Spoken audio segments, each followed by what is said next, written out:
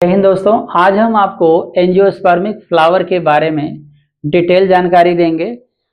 और angiospermic flower जानने से पहले आप जान लीजिए एंजियोस्पर्मिक प्लांट किसको कहते हैं। एंजियोस्पर्मिक प्लांट उस प्लांट को कहते हैं जिसमें फूल से बीज और फल दोनों बने।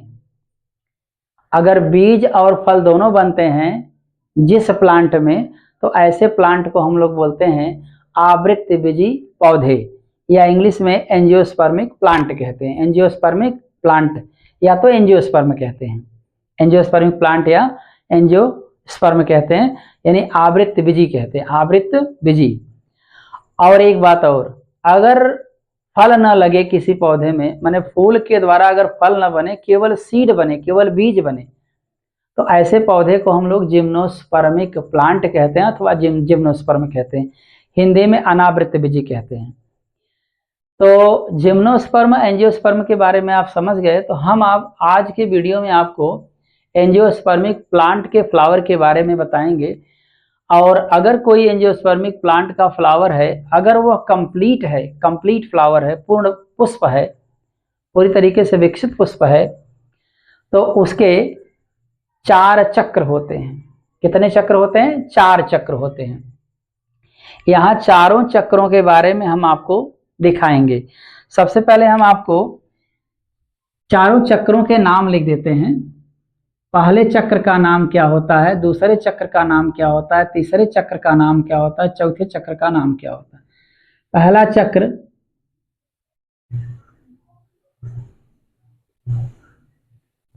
मैं यहां लिख दे रहा हूं, एंड्रोसियम, गाइनोसियम,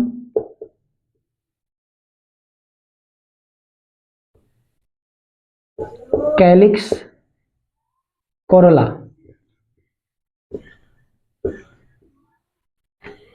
इसको कहते हैं पुमंग, इसको कहते हैं जायांग,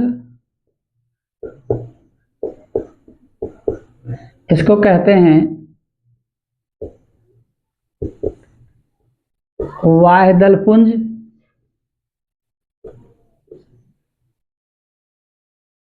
और इसको कहते हैं दलपुंज।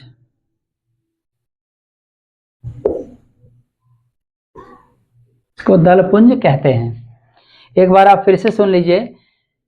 आप आगे पीछे कुछ भी बोलिए, उससे मतलब नहीं है, लेकिन ये चारों चक्र के नाम आपको लेने हैं, एंड्रोसियम, गाइनोसियम, कैलिक्स और कोरला। हिंदी में पुमंग है, जायांग है, वाह्यदलपुंज है, और इसका नाम दलपुंज है। तो आप इनको दलपुंज किसे बोलेंगे यहाँ पर, या कैलिक्स किसे बोलेंगे, गाइनोसियम, एंड्रोसियम किसे बोलेंगे, तो सबसे पहले इनके नामांकन कर लेते हैं, तो आपको ज़्यादा समझ में आएगा। आपको जानकारी के लिए बता दें, ये जो आप पुष्प का ये नीचे वाला पार्ट पकड़ करके अगर किसी को हैंड ओवर करते हैं, मतलब देते हैं, तो आप ये इसका नीचे वाला ये जो भाग पकड़ते हैं, इसको डंठल या बोलते हैं, या तो पेडिसेल बोलते हैं, इंग्लिश में पेडिसेल बोलते हैं। क्या बोलते हैं? पेडिसेल।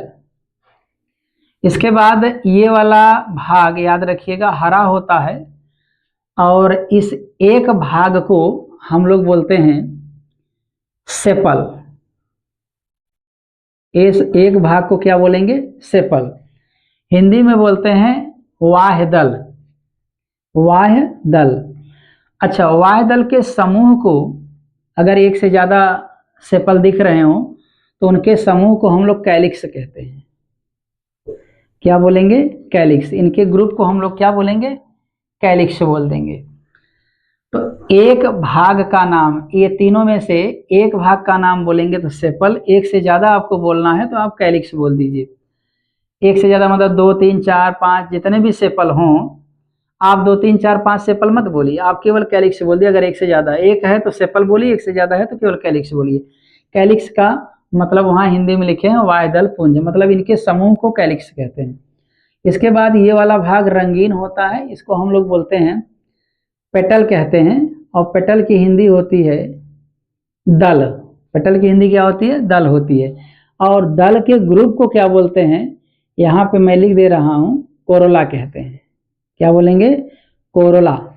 याद रखिएगा, कोरला का मतलब होता है दल पुंज और पेटल का मतलब केवल दल होता है।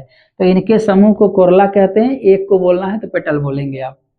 इसके बाद आप यहाँ देख रहे हैं ये वाला स्ट्रक्चर, ये मैं यहाँ अलग से दिखा दे रहा हूँ।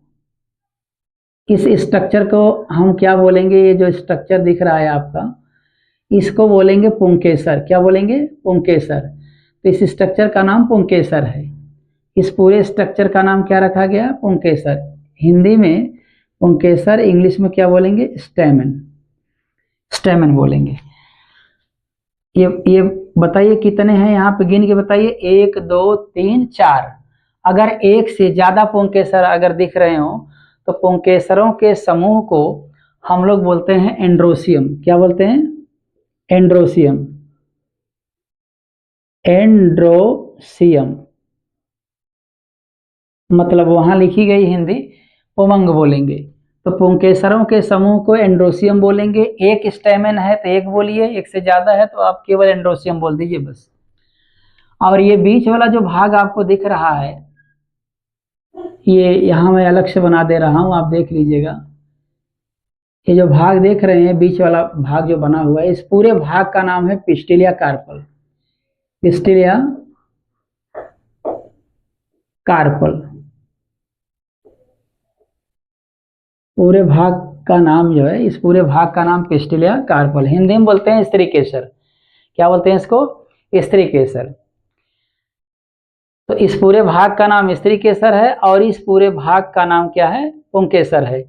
अब अगर एक से ज्यादा ये दिख रहा हो किसी फ्लावर में, एंजियोस्पर्मिक फ्लावर में अगर एक से ज्यादा दिख रहा है तो इनके समूह को हम लोग गाइनोसियम बोलते हैं। मतलब पिस्टिल या कार्पल अगर एक से ज्यादा दिख रहा हो, 2 3 4 5 एक से ज्यादा दिखेगा तो उनके ग्रुप को हम लोग क्या बोल देंगे? गाइनोसियम बोलेंगे, मतलब जायांग बोलेंगे। अब आपको मैं यहाँ थोड़ा एक चीज और बता दूं कि ये पूरा पुष्प, हर पार्ट, ये थोड़ा सा यहाँ मैं शेडिंग कर दे रहा हूं जिससे कि थोड़ा अलग दिखे। ये शेडिंग किया हुआ जो भाग है इसको हम लोग पुष्पासन कहते हैं। क्या बोलते हैं? पुष्पासन। थैलमस। थैलमस, इसको हिंदी में पुष्पासन कहते हैं। अब पुष्पासन का मतलब आप समझ रहे हैं, पुष्प का आसन, यानी पुष्प के चारों जो भाग हैं इसी पर टिके रहते हैं, इसी पर मतलब समायोजित रहते हैं, कह सकते हैं थैलमस पर ही समायोजित रहते हैं, इसीलिए इनको पुष्पासन कहते हैं। थोड़ा सा आपको एक चीज और बताएंगे, यहाँ पे आप देख लीजिए जो मैंने अभी अभी आपको बताया कि ये पुंकेसर है। इस पुंकेसर के स्पेशली 2 भाग होते हैं। ये जो फूला हुआ भाग आप देख रहे हैं इसको बोलते हैं एंथर। क्या बोलते हैं? एंथर। इस फूले हुए भाग को क्या बोलेंगे? एंथर। और यहां से लेकर यहां तक जो पतला भाग है इसको फिलामेंट कहते हैं। क्या कहते हैं? फिलामेंट।